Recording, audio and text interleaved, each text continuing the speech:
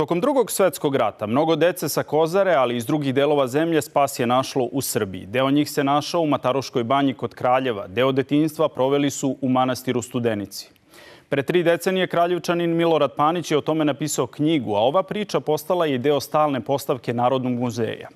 Ipak, o izbegličkoj deci se čak i u Kraljevu ne zna mnogo. O tome Nemanja Jakovljević. Mislila sam da je ova piramida jedan od onih kičastih spomenika koji su krajem prošlog veka počeli da niču po našim grobljima. Do pre 10 godina nisam ni slutila u kakvoj sam zabludi bila. Isto što i kraljevačka novinarka Radmila Vesković pomislili su i mnogi Kraljevčani. I ne treba ih osuđivati.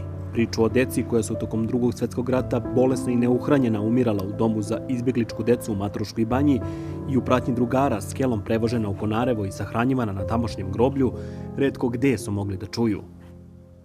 Istražujući za tekst, naišla sam na jedno tumačenje Spasoja Krunića, arhitekte koji je autor ovog spomenika, da zapravo ova piramida simbolizuje krov kuće za duše sve dece koja su ovde pokopana i da su ove male piramide na velikoj zapravo krovići kuća njihovih. Umirala su od dizenterije, difterije, tuberkuloze, upale pluća. Više od 50 mališana u prvih godinu i po rada Srpskog izbegličkog doma u Mataruškoj banji. Tamo je Komesarijat za izbeglice u Nedićevoj vladi od juna 1942. smeštao uglavnom decu sa teritorija kojima je upravljala NDH, ali je bilo mališana iz svih okupiranih krajeva. Bilo je siročića, ali do 1947. decu su uglavnom dovodili roditelji koji nisu mogli da ih prehrane. Najteže je bilo prehraniti tu decu, najteže je bilo obući ih. 50% Kraljevčana u tom periodu je nosilo drvenu obuću. Deca su dolazila gola, bosa, bolesna i gladna. Većina se pod nadzorom banjskog lekara Dragutina Gvozdenovića oporavila u domu. Na početku uprava je, iako nije bilo lako, uspevala da obezbedi odeću, hranu i sredstva za higijenu. Ali što je rad duže trajao, deca su bila sve gladnija i u domu. O tome svedoči i ćerka jednog od štićenika. Jedan utisak je vrlo interesantan kad je on pričao o toj proji i toj kocki proje koja je bila teška i da se pojede. Drugi moment koji možda bio njima mnogo teži, to su bile vaške, naravno svi su bili ošišani do glave, ali i šuga. Zbog teških uslova bilo je roditelja koji su odvodili decu iz doma, a povremeno su i mališani sami bežali. Najteža je bila zima 1943. Oskudne zalihe, upravnici i vaspitači morali su da raspodele u pojedinim trenucima i na više od 1000 štićenika. Zapamćeno je to među meštanima Mataruške banje. Sećam se da su pričali da su za vrbicu, za dečji praznik dobijali po 100 grama keksa, ko se posebno istakao dobio i po jednu jabuku. Sledovanja hrane su bila stalno sve manja, a hrane nije bilo dovoljno ni za lokalno stanovništvo. Jedno od bogatstava je bilo to da ako ima ulja, poslan ručak će da se spremi na ulju za badnje dane. Slati su mališani i u seoske porodice, ali su ih mnogi domaćini terali da rade teške fizičke poslove. Polovinom 1943. u pomoć je priteklo i bratstvo manastira Studenica, gde su po dogovoru sa Komesarijatom za izbeglice deca iz Mataruške banje odlazila na oporavak. Deca su bila smeštena u ovom konaku koji je iza mene. Tad se taj konak zvao Novi konak i bilo ih je oko 100. Pomogao je manastir deci, pomogla su i deca manastiru. Otac Jova Radosavljević zapisao je u memoarima da su u proleće 1943. Bugari upali u manastir besni što su četnici zarobili njihove vojnike. 2 puta su prebili bratstvo i opljačkali manastir. Kako bi zaštitio Studenicu, iguman Aleksije potražio je pomoć u Beogradu. Jedini predlog bio je: primite izbegličku decu kako bi zaštitili manastir, bar koliko je to moguće u ratnim prilikama. Tako su smatrali formiranjem tog odeljenja Crvenog krsta u Studenici da će veća milost da bude svih oni od kojih je moglo da se nasrada u vreme rata.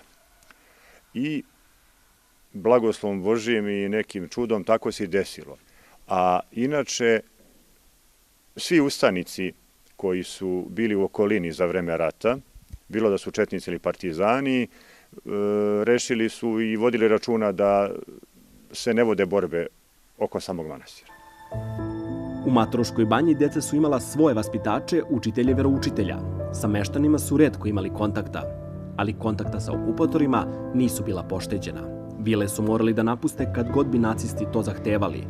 Na sve to, za Nedićev dečiji grad, kako su ga zvali u tadašnjoj okupacionoj štampi, interesovali su se i partizani i četnici. Bilo kakva saradnja bila je skrivena, vodilo se računa da ne dopre do javnosti, da ne bi se neko svetio kako upravi doma, tako i dece koje su bila tamo. Dušan Avramov, upravnik doma, je uspevao da svojim mudrim rukovođenjem bude u dobrim odnosima i sa komisarijatom i sa partizanima i sa četnicima, tako da, zahvaljujući tome, dom je uspeo da opstane i da dočeka kraj rata. I makoliko je provejavalo nezadovoljstvo tim nekim svakodnevnim uslovima života, hranom, ipak su deca imala gde da budu sklonjena od smrti. I slavili su život decenijama kasnije na redovnim okupljenjima u Mataruškoj banji. To svedoči ćerka prosvetnih radnika iz tog mesta koji su ih rado ugošćavali. Sećam se da ih je bila puna naša kuća, da se sve orilo od pesme i smeha. Svi su bili zadovoljni svojim životima, svojim poslovima, porodice su svoje imali. Po njima nikad niko ne bi mogao da zaključi da su prošli sve te strahote koje su ih zaista snašle.